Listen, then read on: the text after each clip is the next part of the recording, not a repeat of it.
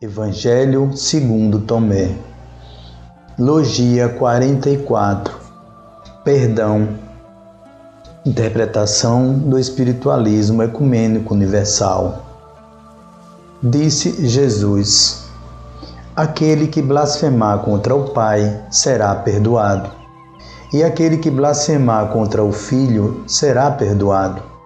Mas aquele que blasfemar contra o Espírito Santo, este não será perdoado nem na terra nem no céu. Pecado. Aprendemos até hoje que pecado é tudo aquilo que é praticado contra a lei de Deus. Aprendemos a julgar, porém só quem sabe o que é contrário às suas leis é o próprio Deus e não nós, seres humanos. Quando utilizamos as leis de Deus para acusar os outros, estamos blasfemando, ou seja, estamos dizendo palavras que ultrajem a divindade, a religião ou pessoa ou coisa respeitável. Mini Dicionário Aurélio, 3ª edição. Portanto, acusar as pessoas é pecado nosso, pois estaremos, na verdade, acusando Deus, que é o causador de tudo, inclusive dos atos das pessoas.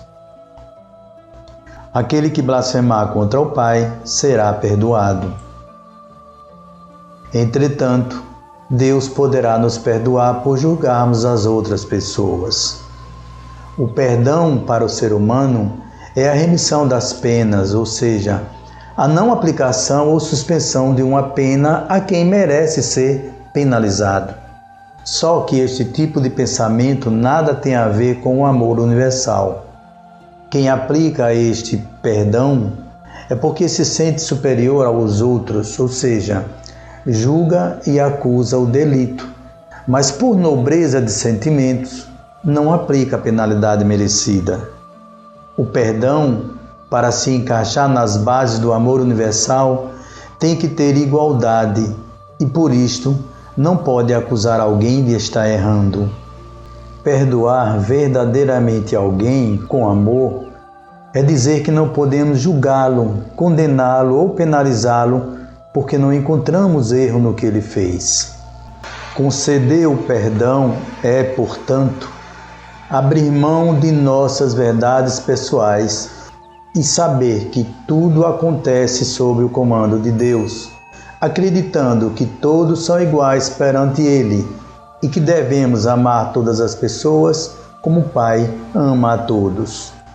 Quando alguém blasfema, ofende a Deus, mas ele sabe que isto é feito porque a pessoa acredita que está certa, que possui razões para dizer a Deus que ele não deveria ter agido daquela maneira. Um caso típico dessa ofensa a Deus pode ser encontrado na Bíblia Sagrada no livro de Jó. Jó era um ser humano temente a Deus e que seguia suas leis. Possuía muitos bens e tinha uma família grande e harmonizada. Deus, a fim de comprovar sua fé, permitiu que o diabo tirasse suas propriedades, seus familiares e, por fim, desse fim à sua saúde.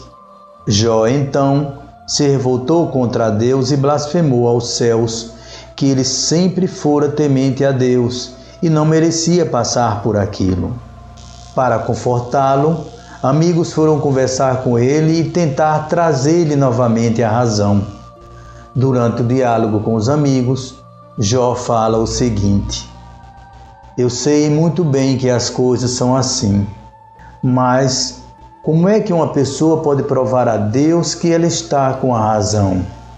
Jó, capítulo 9, versículo 1. Todos os seres humanos são Jó, pois vivem tentando dizer a Deus o que ele deveria fazer. Deus, porém, não pune essas pessoas porque sabe que elas agem assim porque se consideram certas em seus atos, mesmo que com isso ofendam ao Pai. Aquele que blasfemar contra o Filho será perdoado. Se Jesus é a ação do amor, também ele não poderia culpar os atos daqueles que se imaginam certos. Pai, perdoa porque eles não sabem o que fazem. Ou seja, Pai, não aplique pena nestes espíritos porque eles imaginam que o que fazem está certo. Quando Deus ou Jesus perdoam, não quer dizer que apenas não punem, mas quer dizer que eles sabem que todos agem da maneira certa, que o que precisam alterar são os sentimentos e que são os seres humanos que encontram e apontam erros nos atos praticados. Deus e Jesus não punem, mas também não permitem que os atos sejam praticados contra quem não merece ou não precisa deles. Por isto, Deus é a causa primária das coisas, ou seja, dá a quem merece o justo. Mas aquele que blasfemar contra o Espírito Santo, este não será perdoado nem na terra nem no céu. Deus não permite que um ser humano seja criticado se ele não merecer isto. Para que esta justiça se mantenha, é que Deus causa o ato de todos os seres humanos. Para aquele que gosta de caluniar, por exemplo, Deus não aplica uma pena, pois reconhece o seu direito de querer ser um caluniador, mas direciona o seu ato contra aquele que merece ser caluniado. Quem calunia os outros recebe calúnias de alguém. Deus promove estes atos para que o caluniador, agora caluniado, sinta o quanto causa sofrimento quando fez a mesma coisa. Não se trata de uma pena, mas de dar do próprio remédio àquele que o receitou. Por isto, aquele que blasfemar contra o Espírito Santo, todos aqueles que vêm de Deus, terá que receber na mesma medida aplicada aos outros. Deus dá a cada ser humano o direito de escolher o sentimento com o qual irá reagir às situações da vida. Depois da escolha, Deus transforma este sentimento em pensamentos, argumentos, para que ele pratique o ato. Desta forma, todo o ato acontece da maneira perfeita, pois os argumentos para sua execução foram dados por Deus. Aquele que encontra erro nos atos das pessoas, na verdade está dizendo a Deus que não deveria acontecer o que aconteceu. Está negando a outra pessoa o livre-arbítrio de escolher o sentimento para reagir, para que Deus então lhe dê os argumentos, pensamentos, que se transformarão em atos. Esta é a ação de Deus baseada na lei suprema da ação e reação.